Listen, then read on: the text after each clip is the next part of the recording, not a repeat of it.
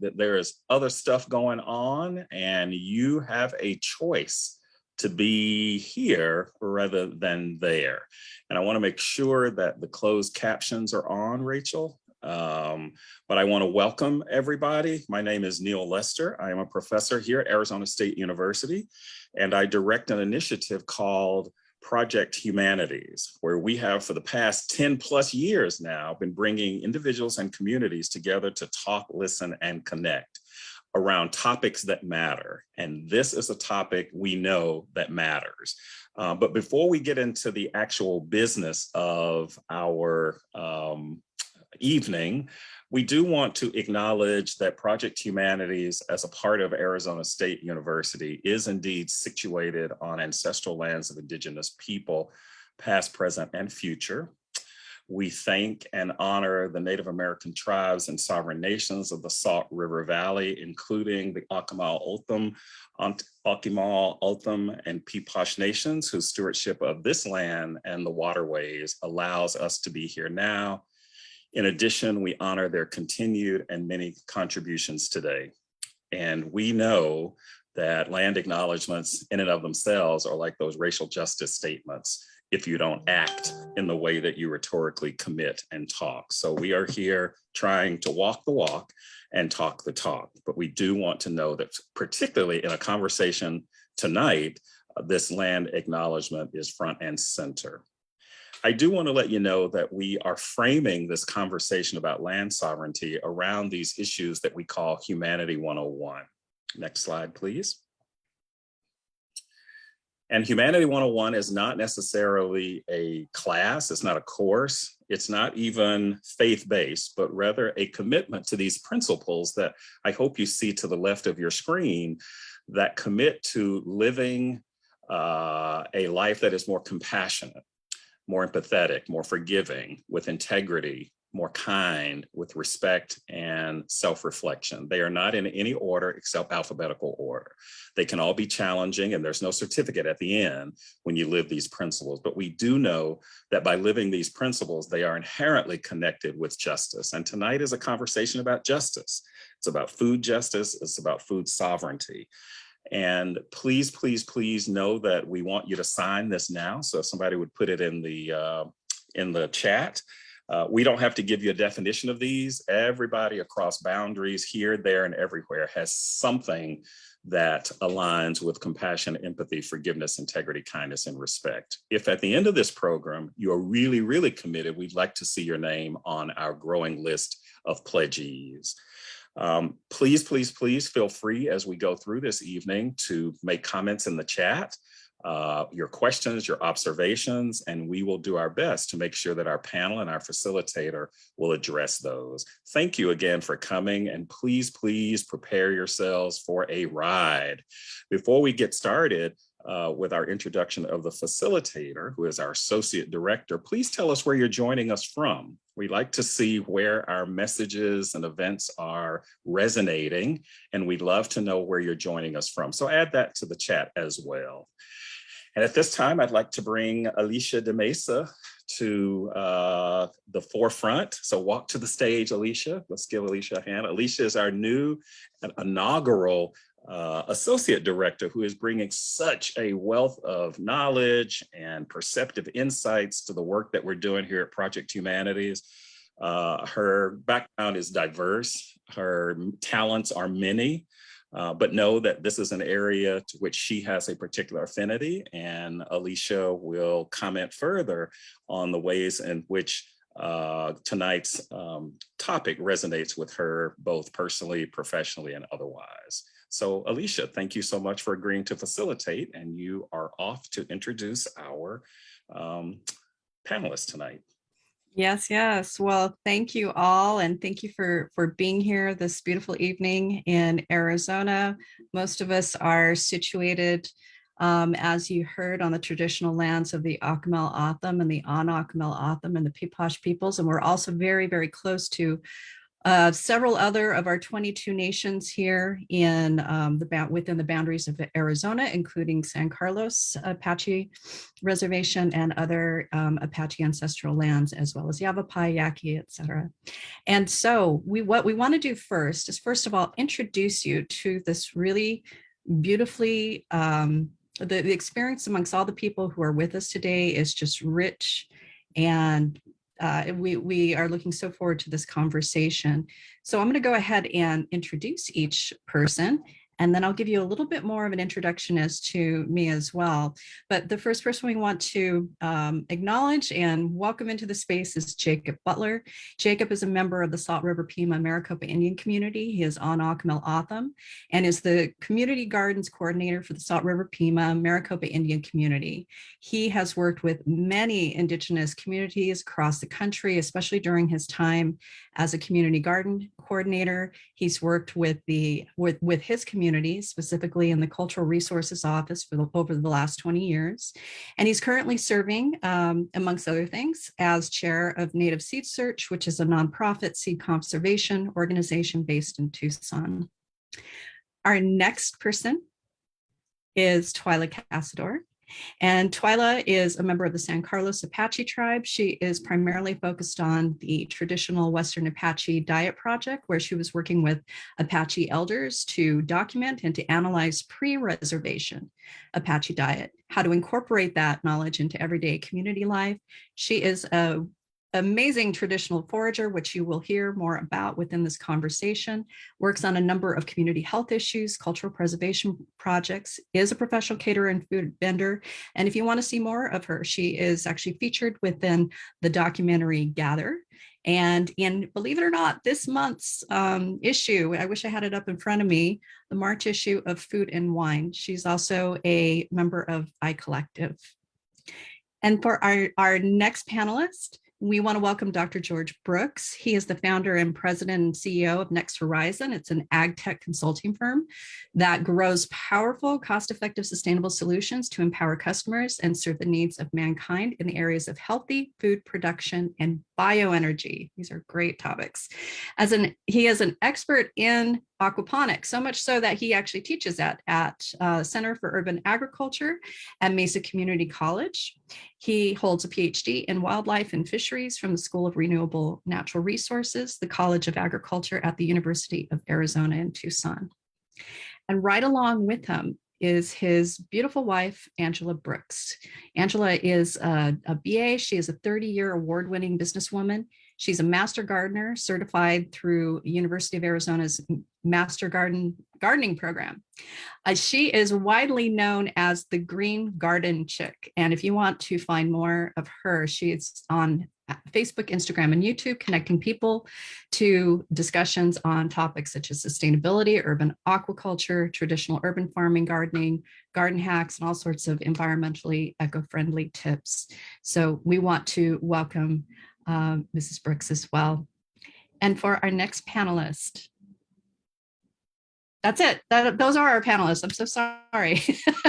So we want to welcome everybody into this space today. And you know, I've been introduced as the Associate Director of Project Humanities, which is very true. But I want to tell you a little bit more about me in a context that situates how we're going to start this out. So I identify as a mixed race Indigenous woman. My family, I grew up with my grandparents, and my grandparents came. One is Apache. I'm Apache descendant of Chihuahua, Mexico. The other was Mestiza of Aguascalientes, combined with Japanese from Fukuoka Island. We lived here on traditional on Acamel and Pipash lands for the last, it's going on almost 100 years. And they were farmers. Now, what's interesting about my family's background is that one, the Japanese side and Mestiza side together as husband and wife and their children were farmers in Lehigh, Arizona. This was in the 1930s, the 1940s, and just a tad bit into the 50s. And the other side was not.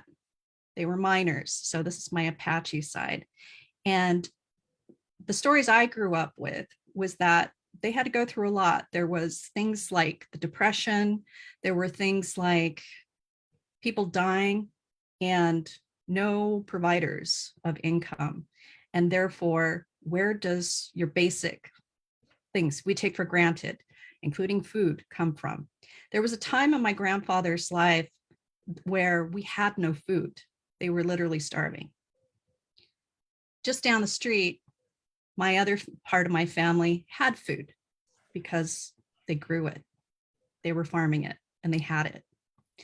And the stories that are interwoven within here that we'll get into, especially from our welcome guest Jacob, is interwoven with other stories of what was going on in the area with water and the indigenous people's rights to farming and not having access.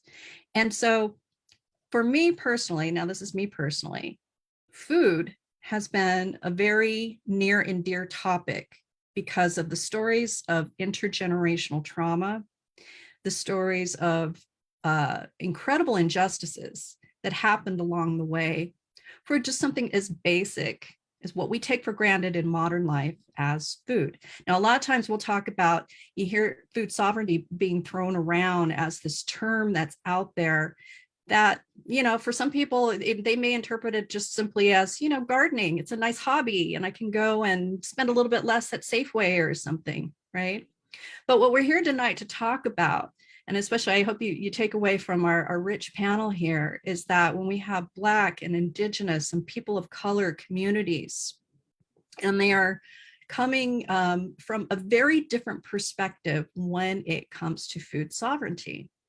And a lot of that's political, it's cultural restoration, traditional language restoration even. It is economic, it's health, but it's health not just from physical, it's mental, it's spiritual, it's emotional, this is such a rich, vibrant topic. So food sovereignty, there isn't actually one, believe it or not, definition out there of what food sovereignty is, at least from a perspective that everybody can agree on. So that's our opening question for our panelists here is, what is food sovereignty to you in your life experience, within your tribe, within your cultural and community identities? What is food sovereignty for you? And who wants to start us out? I will begin if you don't mind. How are you, everyone? This is Angela Brooks. Thank you for having me and thank you for your participation. Food sovereignty to me as an individual basically is the creation, development, and sustainability of your life through good, healthy food, grown in a way that is clean, that is viable, and that is sustainable for not only oneself, but your family, your community, and your extended family, if you will. It's developing food and growing food in a way that is culturally understandable to you or yourself. It's growing food that you are familiar with and that is good for your body, that's good for your culture, for your physical system and your agricultural system, your geographical system.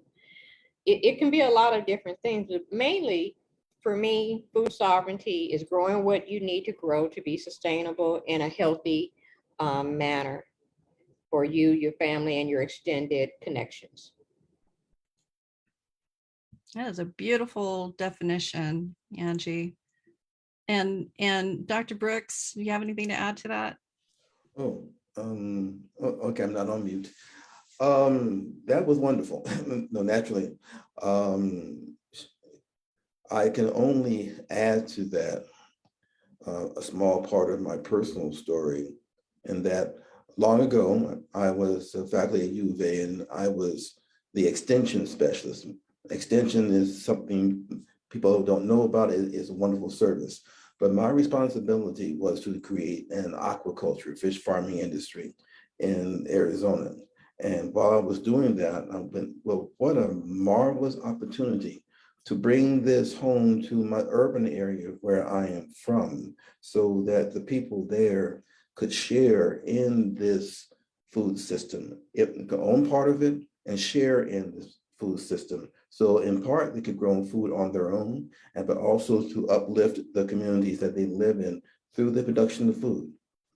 And that is how I am working on what I'm working on now in my own work, to see that that can actually happen. So in combination with what Angela said, it is the actual being able to produce what your family needs, or else a good percentage of it on your own, as you mentioned, from the families that you grew up with. Wonderful. Yes, absolutely. Well, and then so we're talking about these definitions, and we're already sharing a few different aspects that obviously have much, they all come together, right, in terms of certain aspects. And for Jacob and Twyla, how would you think about this? And how is Indigenous food sovereignty any different or the same as what you've heard so far?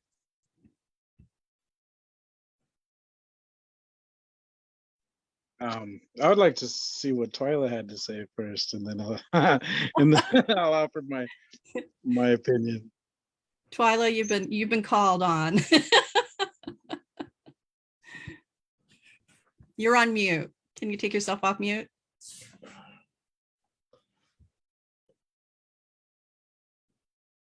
I think we're having, there we go. I see you, Twyla. There we go. Now Okay. we hear you. Okay, I am here. Okay, this is just for myself. Okay, food sovereignty is for myself is the ability to collect the food and harvest the food in my regions. I don't do agriculture. I don't plant. I don't how you can say, I let Mother Earth take care of the food she wants to give to me. And that's what I look at as an Indigenous person, on my perspective, is what is naturally in season growing. So right now we've got like a bunch of beautiful greens growing out there in the mountains. You got lettuces growing, wild lettuces growing out in the mountains, the 3 different species of lettuce, 4 different species of onions. You got potatoes growing right now. So there are different variety of food. There are always, seasons always different. It's always different. And myself, as a forager, I'm not a gardener. I would love to be. I would love to plant, yes, and I feel that's that should be strongly encouraged in all communities, is to be able to produce the food for your family, be able to produce the food that you want to consume, and not let the this how you say. I really wish Jacob could have covered this first. It's your turn, Jacob. Yeah, but that's my take on food sovereignty, is to be able to harvest what we want when we, when it's in season, and it's not hurting all life in any form. That's an important distinction. And Jacob, before you go in and speak as well, I just want to point out that, when we're talking about foraging, let's do just a little bit of context. So when you heard Twyla in her bio talk about the pre-Western, well, what did we call it? The Western Apache, the diet that was pre-reservation times, right? This is before there was a San Carlos reservation, or perhaps Fort Apache, or a different type of reservation. For Apache peoples, foraging was a huge part. It was not farming, unlike what you're about to hear from Jacob. Foraging from the natural lands was a huge part of our diet. And so when Twyla is referring to foraging, it very much is within that context. And we're going to hear more about this, by the way, of taking what is, and well, first of all, asking for, offering, and then receiving from what nature is providing as a part of diet and a part of that food sovereignty. So Jacob, yeah, please go ahead. And so for me, and I apologize, but for me, food sovereignty is just a term. It's just a term that has a whole bunch of different meanings to a whole bunch of different people, and that's cool and it's okay. But I guess how it really relates to me or pertains to me and how I Yeah. understand it, and I guess how people would put a title on the things that we do is it's really about connecting and having the ability to make the decisions for your own people on how you have a relationship with your food, all encompassing all the things that everybody talked about. It's not limited to just agriculture or foraging. Yep. It can be a hybrid of both. Just like the autumn here, you know, there was 1,000 miles of canal system that irrigated 100,000 acres of land, and we're still dependent on 60% of our food from wild animals. And so it's a catchy term, but like I said, it does have a lot of different meanings to a lot of different people, and there's political aspects to it as well, you know. And but for me, it's the ability to form those relationships and decide how we want to interact with our foods and how we want those foods represented on a greater level. And so that's what food sovereignty to me means, and the ability for our people to care for one another and in a sustainable way. And so that would be what I had to say. I love it. Well, so I'm going to put back to Twyla and Jacob, and then the Brooks to also follow up with this. You know, a lot of people don't really understand the contextual, the history of political, economic, historical, when it comes to colonialism, when it comes to the issues, the treaties, the broken treaties that were along the way for Native Americans, not just in the US, but also Canada, Mexico, and frankly, many places around the world. There's been a lot of disruptions to food ways. And so if there's one thing that I would hope that, you know, the folks who are joining us take away is that when we're talking about Indigenous and Native, this isn't some homogenous, everybody has the exact same experience or ways with food, because that's very much not true. There's so many different rich 567 federally recognized enrolled tribes here, you know, just within the United States, let alone anywhere else. Plus you have, I think it's close to 400 that are not recognized, but tribal communities. And so that's a huge, diverse treasure trove, right, of foodways and knowledge, and not just how things were, but how things are now, and how knowledge is being restored.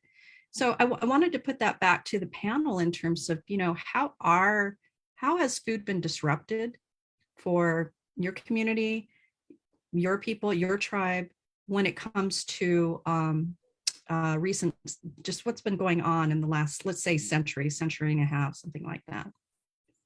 Okay, I like to answer that. Yeah. Okay, in pre-reservation time, leaders were chosen by their ability to determine or to know where food was going to grow, and people will follow those food sources, and that's how leaders were chosen. And as colonization came, it became into a system of economics.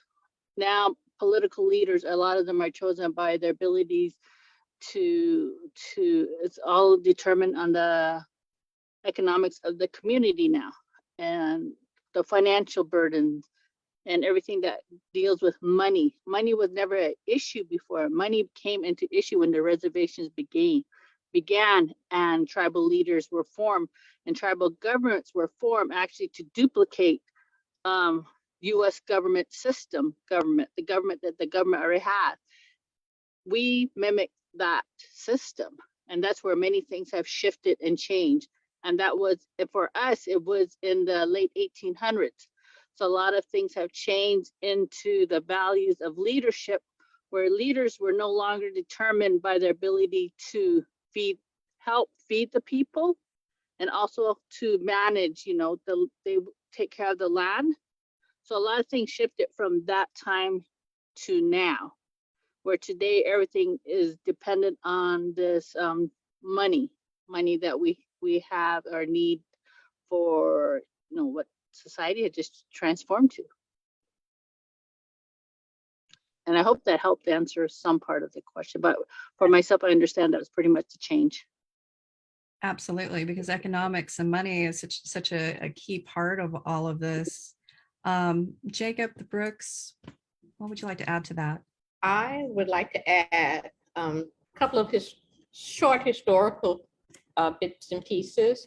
So from my understanding and studies, ever since around the 17th century, when Africans were enslaved and brought to the New World, their descendants had a profound impact on foods in the Americas, particularly the United States, and what people grew and how people grew their foods. So there are many types of foods, but what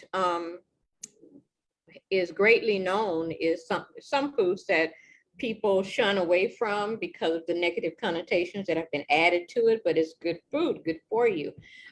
For instance, watermelon is a great food, and a lot of people don't know that we meaning many African Americans have high blood pressure, suffer from high blood pressure. Many people do, but I'm talking about African Americans. Watermelon has been proven to lower blood pressure. It's a good food. Okra is another one that was brought to the States.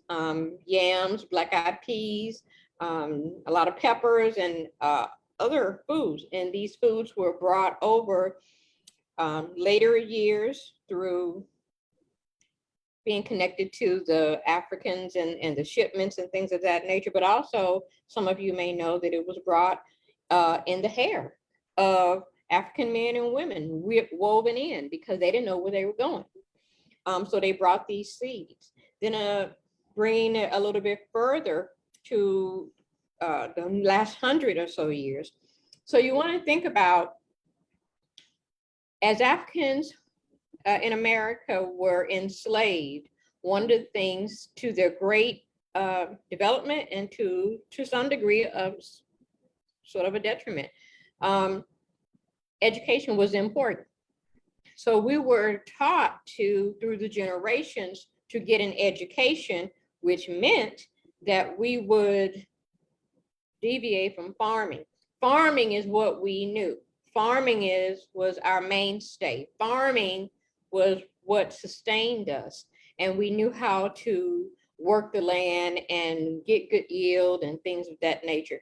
But because there was an emphasis from sometime after slavery on up to, I would say, even the 70s, get an education. Well, that's great, but then we forgot about what our roots were and what that taught us. And so bringing it into the economic standpoint, our children now many do not know how and where food comes from.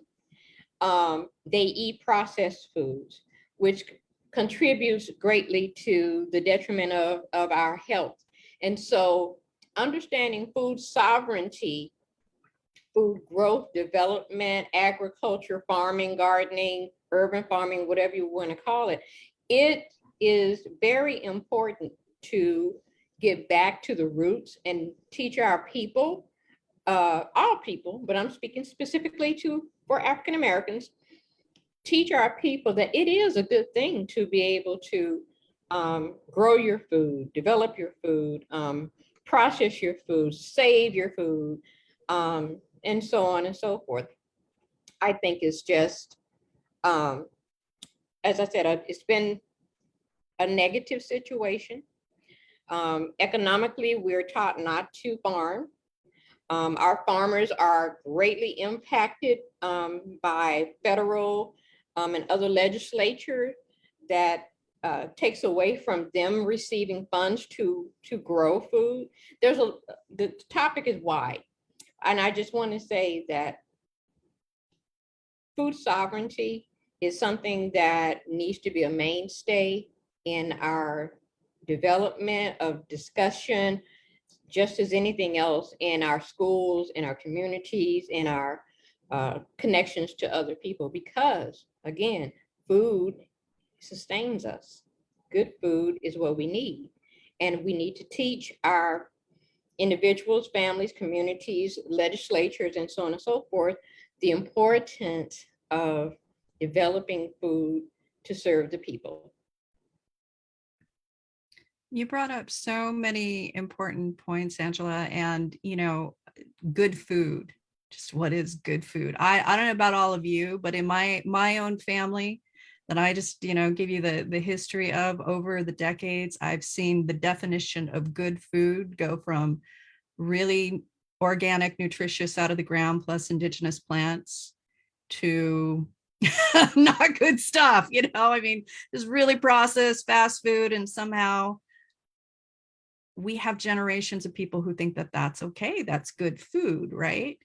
I'm so there's something that you brought up that I think is important as well for perhaps Jacob will ask you first about this, in terms of, you mentioned about bringing the women coming from Africa, having those seeds. I know I've heard many stories from different indigenous communities about carrying the seeds with them. And so what is the importance? What's the relevance, the importance of native seeds? Native meaning indigenous seeds to the land, right? And what's the importance of that?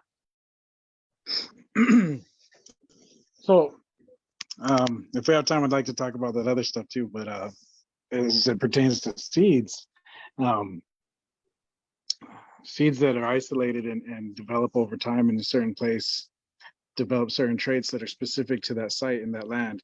Not only the land, but the people that are growing them, they develop this relationship. And so for the author, we believe that they're living beings.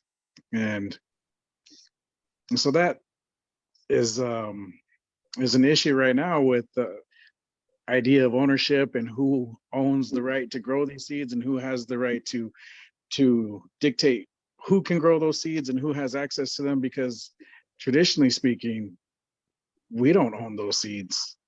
We don't own this land. We're part of this land. We belong to it, just like these seeds have a relationship with us. But I'm going away from what you asked. And so the basic, I guess,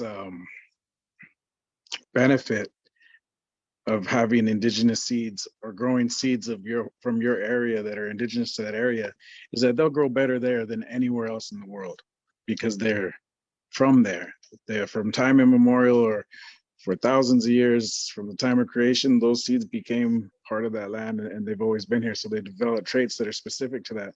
Like for the autumn, we have the tepary bean, and I believe there's about 16 different tepary bean varieties that have been identified, and of those, 13 of those were grown here in Salt River at one time. Now, the benefit of a tepary bean grown in Arizona is it takes much less resources. It's actually a seed that if you give it all of the high nutritional, nutrient-rich soil and a lot of water, it's not going to grow. It'll grow pretty good foliage, but it's never going to seed. And so that's a plant that really has developed with the environment to grow on annual rainfall. So within 2 months, you can be eating your crop. And that's an awesome thing. And these seeds are tiny. They're tiny. They're about the size of my fingernail on my pinky. But they have 5 times the amount of nutrients as a common pinto bean. And they take half of the time to grow and a lot less resources. And so actually, like I said, if you baby them, they don't want to grow. They want to be produced in a tough environment. And so they're perfectly aligned with this land and the lack of water. And so even today, there's a lot of applicable use for those seeds. Like we're developing Arizona on a finite resource, this water and it's groundwater, and the groundwater is being taken out at a rate way faster than it's being able to recharge. And so dry farming methods and seeds that can handle these environments are going to be vital to not just our people, but to everybody, you know. And so I hope I answered that question. But if you have a second, I'd like to address the loss that got us to where we're at, where we're having to reclaim a relationship with these seeds. And so for us here in the Valley, we had to move from another community of Gila River back to our seasonal or our summer fields here in Salt River because of the damming of our river and the Gila River. We can no longer farm. And so we moved here. And we farmed up until about the 30s. And we moved here in the late 1800s. And up until the 30s, we were farming. And then a group of European settlers that had developed Phoenix created the precursor to Salt River Projects, which is our power company here that uses the canal systems to generate electricity. And they had went to Congress and lobbied for the sake of the Otham here in Salt River to reline the ancient canal systems so that we can continue farming. And then it was soon realized once all that money was allocated and the work was done that wasn't for us. It was to deliver water to Phoenix because they started charging us for the use, and we were a trade-based economy. And so we didn't have the money to do that. And so in a blink of an eye, basically our way of life was forever changed. And so now there's been generational gaps, like multiple generations that never practiced their culture that came from that field, never practiced that heritage of farming. We're a sedentary tribe that farmed. And the only reason we're able to be here without moving was because we were able to farm. And overnight that died. So by the end of the 30s, farming didn't exist here. And a census was taken, and from when you compare those seeds to the seeds that we have left today, there's only about 10, at the most 20% of those seeds that still exist. There's so much loss that came from our seeds that's a great loss. And I've said this before, so you may have heard it, but when you factor in all the culture that came from these fields and the songs and traditions and beliefs, then it's a much greater loss. That's a 80 to 90% loss of our Himadak, our way of life. And so Himadak is the way that we live. And for a sedentary tribe like ours, agriculture was our way of life. And so we've lost a great deal of that. And now, because of boarding schools and the idea of kill the Indian, save the man, and I believe there's another term that said within every dirty savage, there was an upstanding American citizen or United States citizen just waiting to come out. Some of our own leadership practices those beliefs. We believe that it's a detriment to our success. You know, like Dr. Brooks said, or excuse me, Ms. Brooks, we believe that that's something that should be honored as our heritage, but not necessarily practiced as our current practices or our future. And so without those components for a sedentary tribe, your foundation is still broken. And so we have to go back to that in some way. And there has to be a balance with moving forward, but retaining who we are. And so you bring up so many. I mean, first of all, thank you for sharing, with everyone about the history of Otham peoples here and the loss that cannot be reclaimed. And, I think that's there, of course, there are many other tribes who have different stories, but yet have that commonality of the loss, not just of the seed or the food, but the language, the practice, the ceremonies, the songs, the ways of life, as you said for Otham, that's Himdak, that we can't replace, from all of that. And I want to pause just for a moment because one of our panelists, Jamila Pugh, who had a little bit of an issue in terms of coming over, but she is here and we want to welcome her into this space. And Jamila is, let me see if I can find this real quick, just so I can say a quick overview. She is an Arizona Black farmer in the Santan Valley. She's been doing that for over 20 years. She is the owner of EnviroFarm Ranch Market, which is a family homestead, mainly interested in raising and producing its own food, such as chickens, goats, and lambs. Now we're on the animal side of it. She runs a Facebook group, EnviroFarm Ranch, to help tell her specific homesteading story and educate community members on homesteading life. So we are so very grateful to have you here, Jamila. And we're gonna, and you're on mute if you want to take yourself off mute.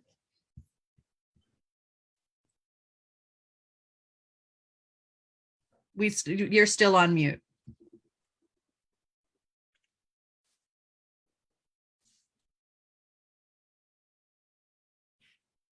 While Jamila finds the yeah, or maybe Rachel can unmute. Okay, there we go. There we go. Okay. There we have you. Welcome. Hey, I'm not up on tech, you know. You have other expertise. I hope so. Wonderful. Well, so, you know, this is going back to the conversation here. There's so much that we're bringing forward in terms of the complexities and the intersections of why food sovereignty, and there have been a couple of comments in the chat about documentaries in terms of perhaps catching people up. There are, I have to tell you, lots and lots and lots of very good documentaries about different Native tribes. High on the Hog is another one that documents from an African-American perspective. And so for the people who are wondering, yes, we will be providing some of those links as resources at the end. And of course, we're going to provide you some ways to at least see our social, you know, the social media presence of many of the people who are here and in what they're doing.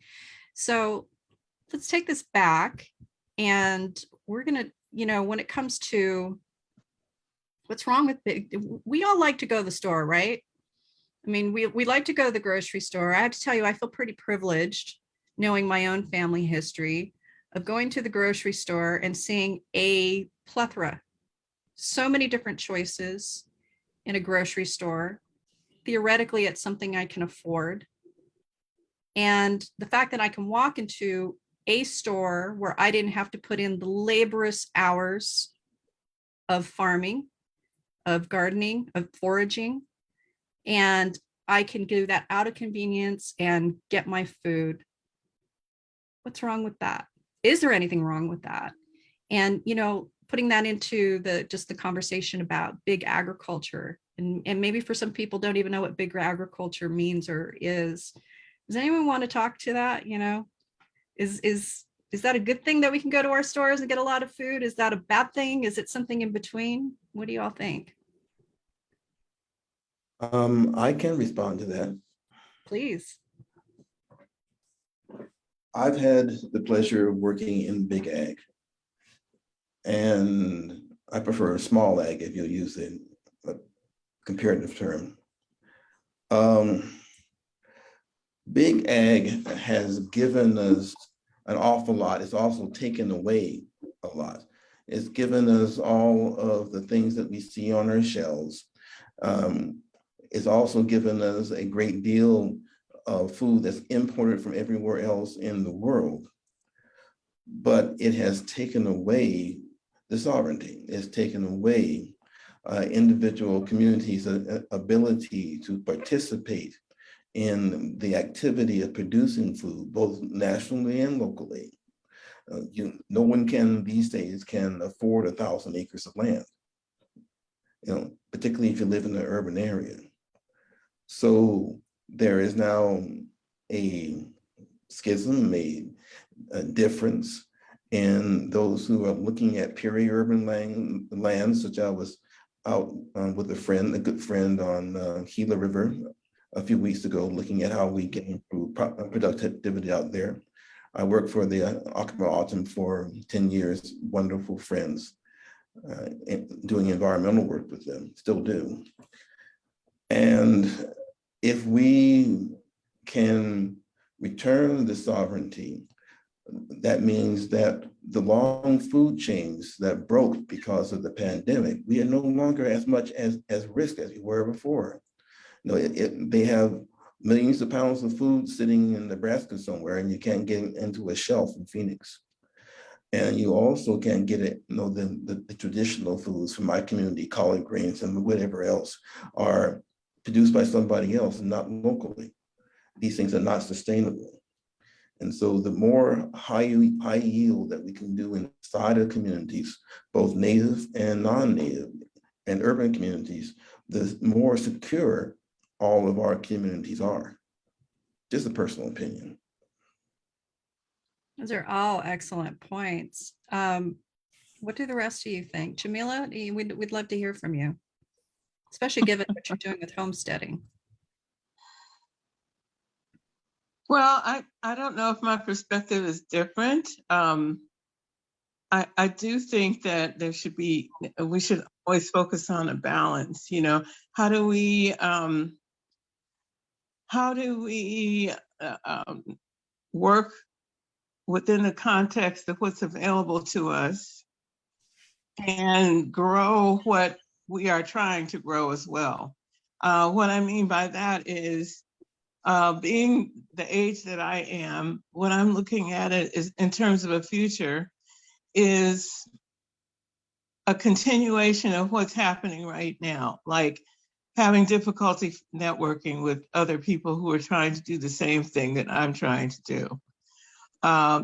Finding like-minded people, finding people who are committed to stewardship, more than just self-preservation or just having organic food or a thick organic grass-fed steak.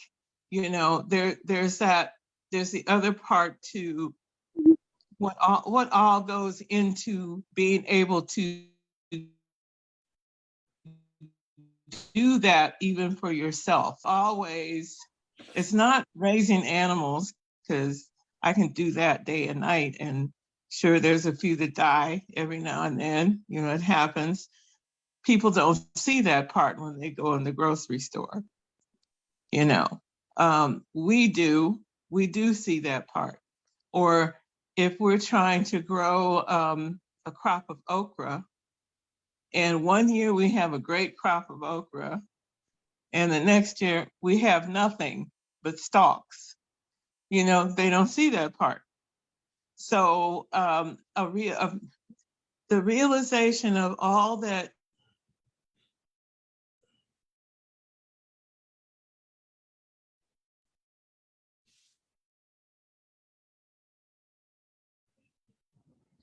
I think Sister Jamila is frozen. I think so too. We might. I'm going to chime in a little bit while goes into attempting sovereignty. I'm not saying achieving, because I don't.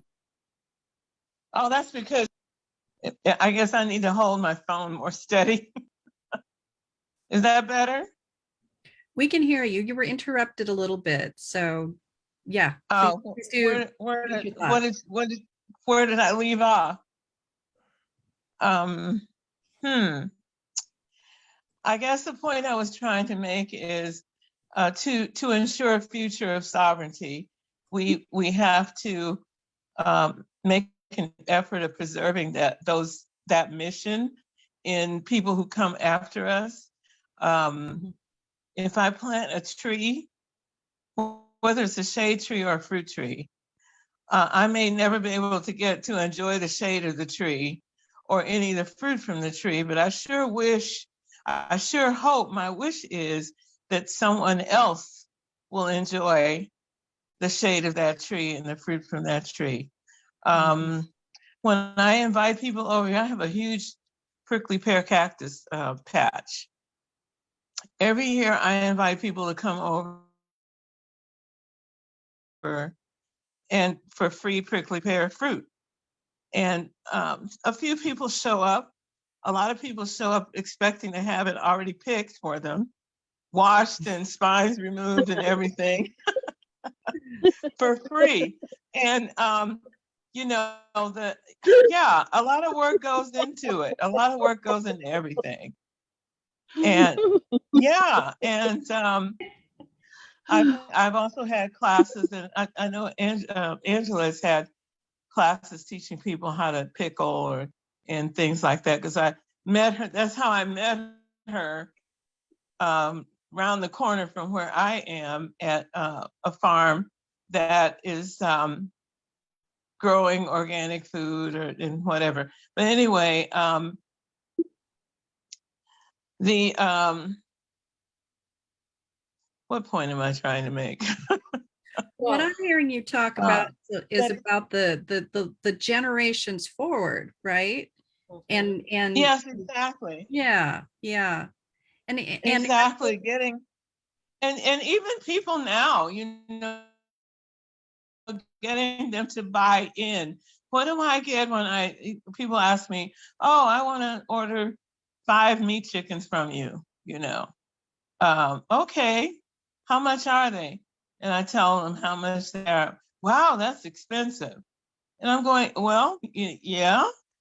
If you compare the price to what you're going to pay when you go in and get one of those, you know, as you said, big pharma or big agriculture setups, where you don't know where it came from, you don't know what it was eating, you don't know how it was treated, you don't have any information. You're just looking at the $2.99 a pound rather than the quality, the difference in the quality. But people who try something that's just, you know, the yard bird has been running around in the yard, and if they try that and they see a huge difference in the quality, plus their health. You know, if you eat this food that this soil gives us, and of course the animals are from the soil too. If you've got them grazing, if you're growing your pasture and you got them grazing. so with Jamila's, I think her internet is kind of going a little bit in and out. And I'm going to turn this over to Angela and then to Jacob.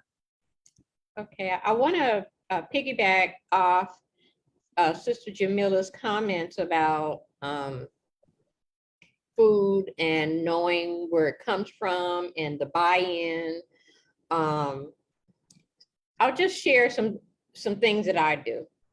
So I have this neat little trick. Number one, if you come to my garden, our garden, you're gonna work. Mhm. You're gonna On the work soil too, and they put back. Yeah, you're gonna work for your food. If you come to help pull weeds or whatever, that's fine. I'm gonna give you something 9 times out of 10, but you're gonna work for the food, because I want people to touch and feel and smell, and even if it's raw and you're able to eat it, digest it, and feel what our people, when I say our, I don't mean just African American, I mean all people, feel how we felt when we were touching the dirt, cultivating the dirt, picking the food, eating the food raw. I can tell you right now, I can give full out in our urban garden. I can walk right down my walk path. People come over all the time, walking their dogs or whatever, and they come up to the yard and they see tomatoes and watermelon, okra, cantaloupe, and right there in front. Because I've made, and I got this from Joan Barone, to develop an urban landscape. So in addition to our plot of land next door that we bought, I cultivate around the entire house. And people come over or walk by, neighbors, and I'll get them to come up the walkway, and they'll see peppers, tomatoes, onions, bell pepper, garlic, edible flowers, okra, everything that I could possibly grow is growing up my walkway and all around. Touching and feeling and smelling and eating what real food, I call it real food, what it tastes like, is a game changer for people. Because until you taste an authentic tomato, doesn't matter what type, until you taste an authentic tomato, you don't know what a tomato tastes like.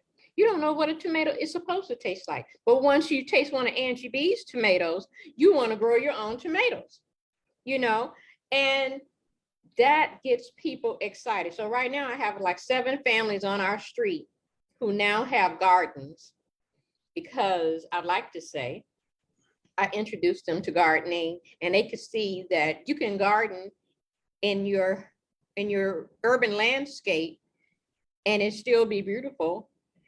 And you can walk right out your door. I walk 20 steps out from my kitchen and I get all the vegetables and herbs I need to cook a whole Sunday meal, you know? And so I get really excited about this, but, and I won't take up a lot of time. I just want to say that when people are connected or reconnected to the food that they partake of, they have a different psyche about food.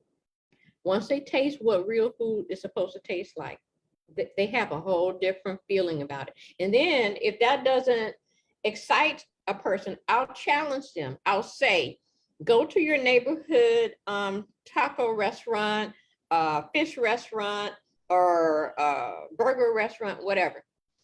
Buy a whole meal, eat it. Purchase or grow the same, well, not purchase, grow the same thing. Or come to my house and get what I have grown, prepare it and eat it. Weigh how you feel physically, emotionally, psychologically, spiritually. Food changes you. Your food changes you. And when people figure that out, they get on board. But it's getting them on board. And going back to Brother Jacob's comment about someone's comment, I'm sorry if it wasn't Brother Jacob, community. We have to revisit and teach people, if I'm so sorry if this offends, we have to teach people what is community. And community is not low-level individuals. Community is all of us. Mm-hmm. What is community? What does that mean? How does that feel? And how does that intersect with our food and our food sovereignty? We have to really look at how to go forward, if you will, with our food development.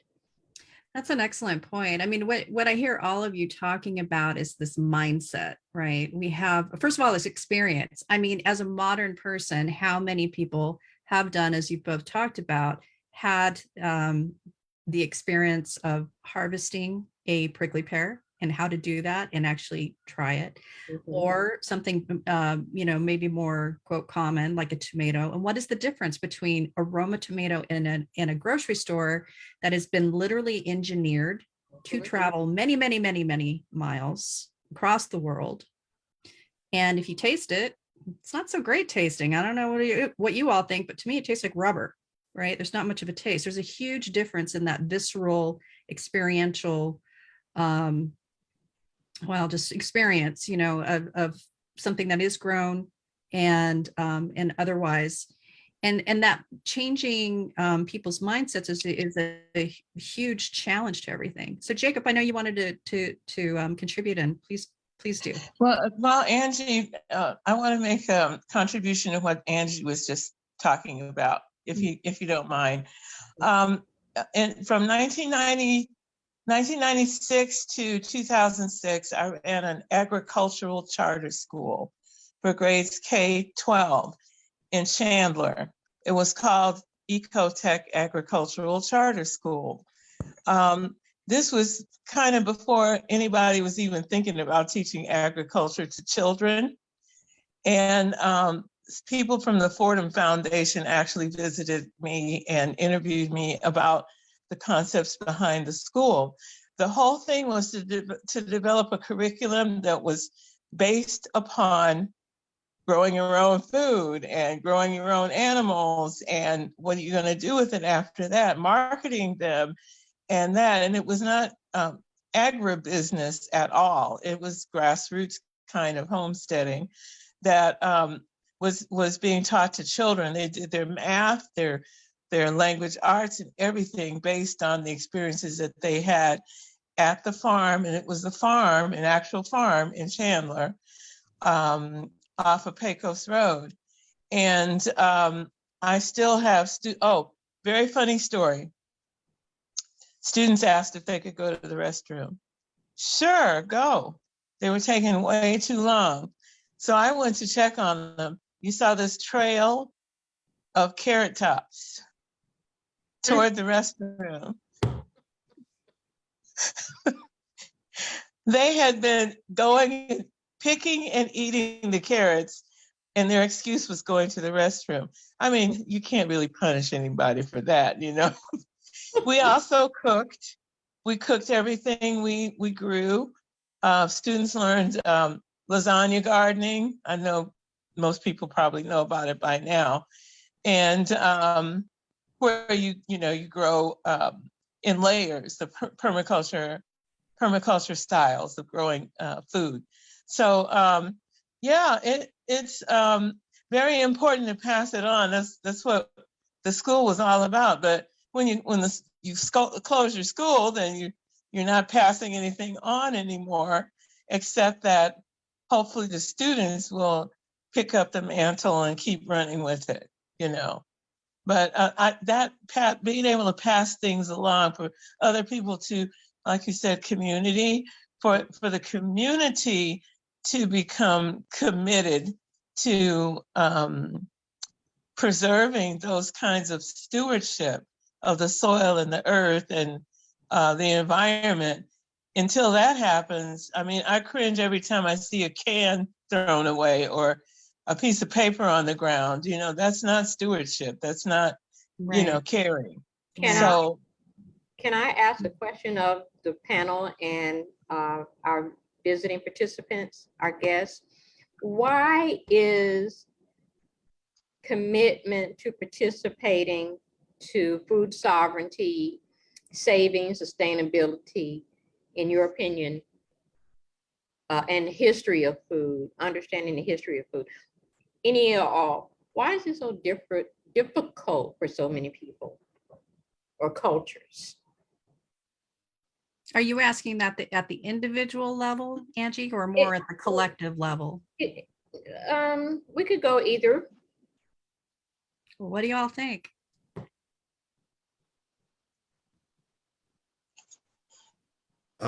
Sometimes it's as simple as lack of access.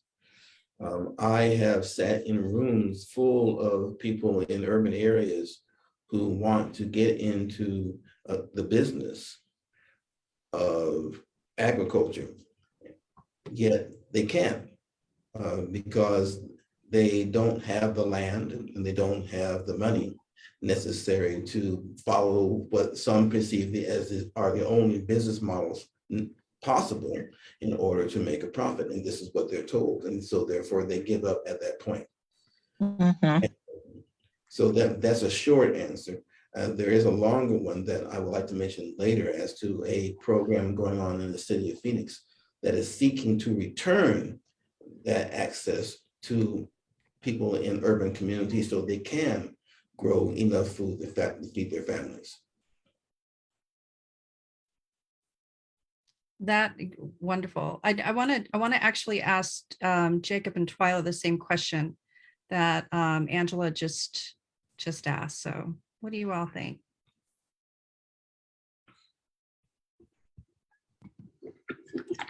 I think that's being passed to Twyla.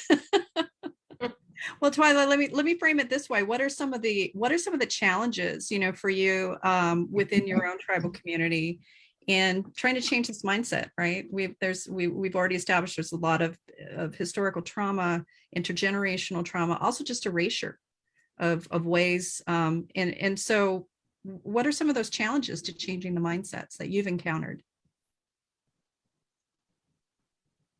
And Twyla, you're on mute right now.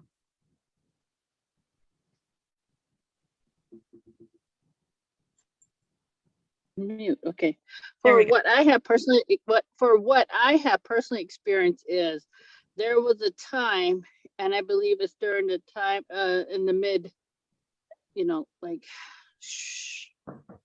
in the mid 1900s, where foraging, hunting, gathering was deemed as it's only for poor people. Mhm. And as this economic industry came in, people shunned away from that because they didn't want to be stereotyped as poor. Yet they were extremely rich in wealthy knowledge of pure food sovereignty. And that is Yes. what our economic country was afraid of. And they shattered that.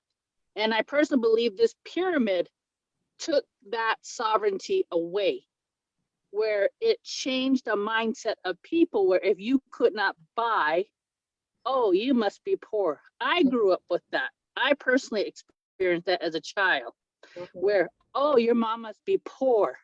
That's why you don't have this. That's the first time I heard Lucky Charms in my life.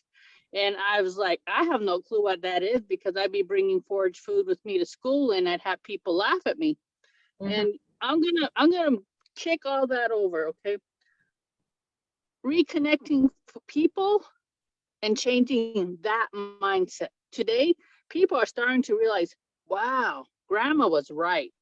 Wow, we have all this food we can grow. I don't have classes. I go door to door. I take bags of seeds with me, handful of seeds, and I'll give it to people in the community. Pre-pandemic, we have over 40 gardens. During the pandemic, over 240 gardens came up. Everybody's mind went back to that traditional knowledge of how do we take care of ourselves and feed ourselves without being dependent on the system. It kicked in. Everything kicked in. And that was amazing, was just sharing the seeds and offering what we know, what we can do in our surroundings, what we are capable of doing.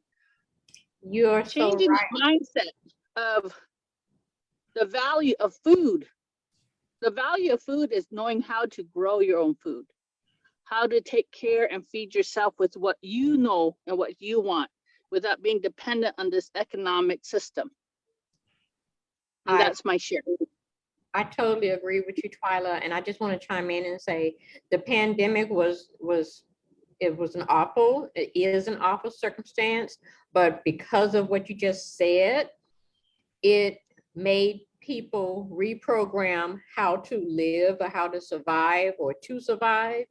And I saw a great surge in self-sufficiency, gardening myself. It was wonderful. And I just totally encourage it, still encourage it. Well, I want to, we're already to 7:10 and we have had such like a very rich conversation here that I feel like we could go on for hours, which would be a good thing. And I do want to actually get to what each of you are doing. And then perhaps we can bring out some a couple questions from our audience and some of the ones that are coming up in the chat here. So for our audience, if you do have questions, please do put them into the chat and we'll try to get to as many as we can. But, and just in terms of what you're all doing in order to recenter for equitable approaches to food, you have all covered many different grounds here. We've got everything from canning to foraging to urban agriculture, backyard gardening. So do you want, I'd like for each of our panelists to be able to just say very briefly, what is a practice that you're doing and perhaps, something that you would recommend for someone who's interested in that, either a resource or even, how to get started or how to start thinking about it. And Jacob, I'm going to go ahead and start with you. Well, I would have liked to address a lot of those things because there's a lot of things that I think are spoken as ideologies, but they're not really as practical for the masses if implemented. But for me, what I'm doing is we're there was a comment saying that I got away from food sovereignty, but in order to understand why it's necessary, you need to know the history. And in our community, it's no different. You know, there's a lot of people that have lost the total connection with where their food comes from and how it's grown. And so what we're doing is we're going straight to home sites and we're putting in gardens, and we're supporting people and creating their own seed banks so that those seeds can grow for them better than anybody else, so they can develop those relationships. We started a seed bank within our own community, and then we're reaching out. And that's why I'm working with Native Seed Search, is because the impact that Native Seed Search has can be greater and more focused if there's more representation from the people that once grew those seeds and were the caretakers of those seeds. So I would say seek out and source heirloom and traditional seeds from your area. Learn more about harvesting of the wild annuals, and most importantly with that, learn how to process them, because not everything that you gather is going to be safe to eat right off the bat. But I would say develop a better relationship with your environment and the things that grow within it. And that's what we're trying to do here. And for all the work that we're doing here and the 20 years that we've done it, it's like this much. There's over 6,000 community members here, and there's over 10,000 tribal members. And yeah, that's a smaller community within a greater community. And without our leadership really investing in larger farming in sustainable ways, not everybody's able to farm, and not everybody is able to garden in as a way to sustain their entire dietary needs. So you can farm or you can garden, but you're going to supplement some of those foods that you're going to still have to go out and get. And so on a larger scale as a community, we need to come together and start offering opportunities for people that maybe aren't necessarily able to farm or home garden on a large scale, or homestead where you're living off of your land. So those are some things that I think we could address if you do this again. So Fantastic. Thank you, Jacob. Dr. Brooks, how about you? What do you think? What are you doing, and what do you want to tell people? Okay, thank you. Thank you. No, long ago, I heard a term called a message from home, speaking of watermelon. I didn't know what that meant until recently, that it's a native plant of Africa. But 75 years ago, there was I forgot. Many African Americans, and this is what I've been told by people, and that they have a difficulty with agriculture because we left the plantation and we're not going back. And that is how some perceive it. But as Angie suggested, the pandemic has changed a lot of minds about the need to grow your own food. Now, 75 years ago, there was a war, but there was an amazing program that lasted from 1900 to 1945 or so called Victory Gardens. And that allowed people to grow food in their own backyards that actually fed 40% of the country back then. They can't do it now because back then they had 1,600 square feet on average. Now we have 400, okay, 4 times less land, so we cannot provide enough food for our families. But with what I'm working on personally, is that the city of Phoenix now has a program where they are funding 90 families to grow food in their backyards to help us return to this business model.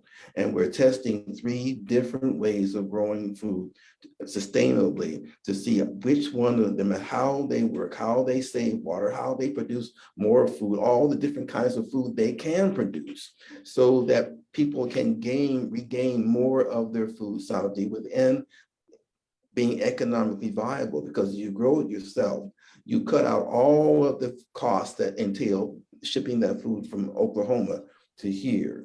And so this is an amazing program. Now we have found that of the food that we can actually grow in our backyards, we can grow about 40% of our actual annual needs.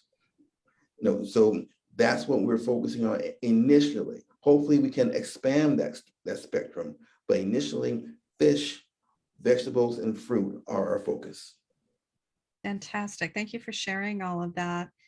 And Twyla, is there anything you'd like to share? I know, foraging is one of these you take it from the traditional perspective, but being on campus especially at ASU, I hear this is sort of like a trendy word right now, let's do urban foraging. So maybe from that perspective, even what would you like to share with people about foraging altogether? Foraging is actually getting to know your land, know your community, know your surrounding. You get to get reacquainted with farming and indigenous communities that are in your surroundings.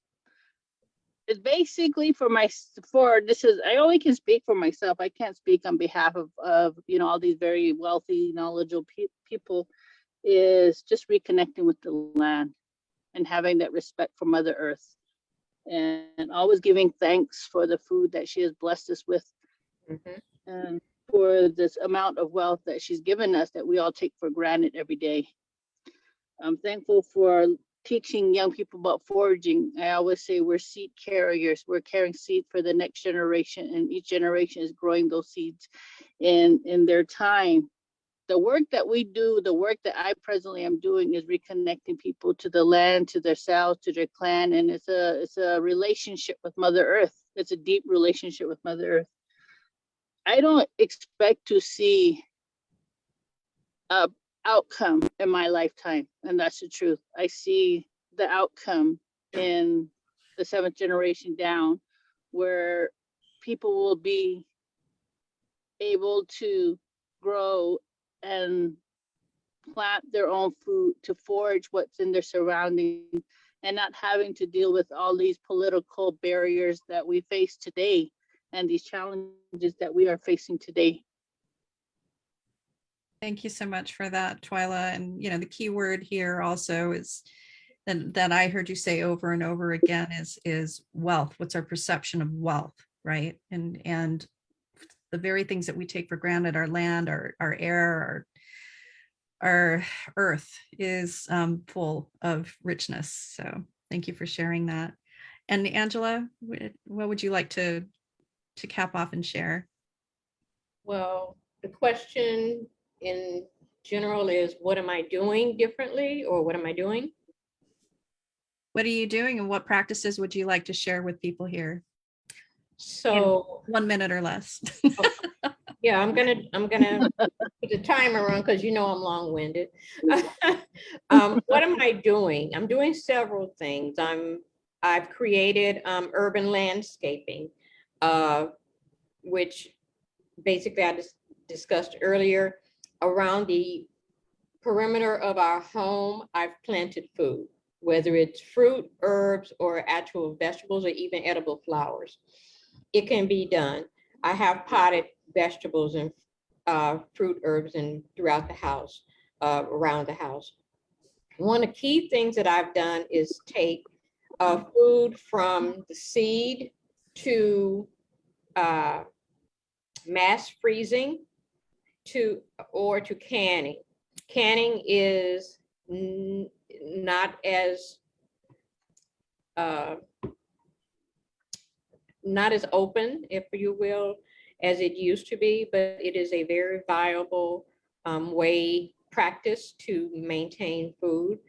I can tell you all right now that I literally have canned enough food to sustain us. This was prior to pandemic, for another 2 to 3 years. And I don't ever have to go out and purchase anything if I don't really have to, because if it can be bought in the store, my practice has been go see what is in the store and see if I can freeze it. Go see what's in the store, see if I can can it, see if I can dry it, dehydrate it, whatever may have you. Food is our life. And the better that we understand food, the better we will improve our lives in many, many different ways. I'd be happy to communicate with you all again or at another point in time. It's my passion because food is life. And my last mantra statement is, if you can put it on your body, you can eat it. If you can eat it, you can put it on your body. There you go. Great philosophy. Love that. Jamila, go ahead. You're on mute. unmute. What am I doing? Trying to supplement my farm activities with passive income. So I found different ways to use the farm to create other incomes to support it. So I lease out spaces to travel trailers and things like that. I also I'm involved with Airbnb, and I've leased out empty bedrooms in my 5-bedroom house, and so that I can buy more baby chicks, and I can pay the vet, and I can put some irrigation systems in. I work with 2 nonprofit organizations, the Drinking Gourd and the Cultural Cup Food Bank. What happens at the Cultural Cup Food Bank is that it's run by a Muslim lady, and she provides services to the homeless in Phoenix. A lot of her constituents are also Muslim, and they can't afford meat, or the meat that is processed the way that we process our meat. So people have made donations to her, and she buys from me so that she can provide meat for those families. The Drinking Gourd has leased out 2 acres on my property for refugee farmers to grow vegetables. What else am I doing? I do hold some workshops. I just had one last week teaching someone how to process chickens for themselves. I have the equipment that's been approved by the Arizona Department of Agriculture. I set up my own chicken processing plant here. It's very simple. It wasn't expensive to put together, but it has all the equipment that's required. So I process my chickens here and sell to the public. Sheep and goats also. Right now, I'm trying to put together a recycled cold storage box that I bought off of Craigslist, and putting that together so I can hang beef on my property and not have to depend on slaughterhouses for their services. And I found a mobile butcher who can take care of packaging, wrapping. I have a steer right now whose days are numbered. As soon as we can get that going, and he's already sold to. I sell in quarters, eighths, and halves, and he's already sold. So those are the kinds of things that I'm doing. And I also breed. I breed Boer goats, because those are the best meat goats. And I'm trying to increase my Tunis lambs, Tunis sheep, because they are the ones with the fat bottoms, and they produce the best meat also. Well, there are so many great things that you and all of our panelists are doing, and I really hope that what our audience takes away is the rich breadth of how one can practice food sovereignty. Obviously not everyone's going to do the same things, but we definitely want to be able to share with all of you some of the resources that have been talked about today, and also just to find out more about. Yes. And Dr. Lester, I'm going to hand this over to you for some closing remarks. I'm very interested in co-ops, developing a co-op of. We will make sure, Jamila, that we put that in the follow-up email with those who attended, but also those who registered but were unable to attend. So we want this to be a resource, and that this is not just a conversation, but people may be inspired to go out and actually do stuff So I have felt challenged, and I hope that some of you do, but also very inspired. I hope that at least you, Angie, recognize that I've been a very good student of yours. I've been paying attention to stuff that you've been doing. I've been a little scared about practicing it, but I at least know about it though. And thank you for sharing about the vegetables and the canning. And I knew that you Oh had my God, yes. that bit about being there like 3 years out. I love when you pan over your wealth of stuff saying, well, let me just see what I want to cook Dr. Brooks now. And you just run down and get that can. What I've appreciated about this conversation too is the representation there. I know Sister Jamila has talked about the fact that this is, or hasn't talked about, but the fact that this is a woman and a Black woman in Arizona doing this, the fact that we've got families doing this represented between the Brooks and then the other Indigenous perspectives that we have, show all kinds of intersectional ways in which food sovereignty is manifested. So that in and of itself speaks volumes to me. And it really does go back to that heart of where this came from. I think we called it as resistance.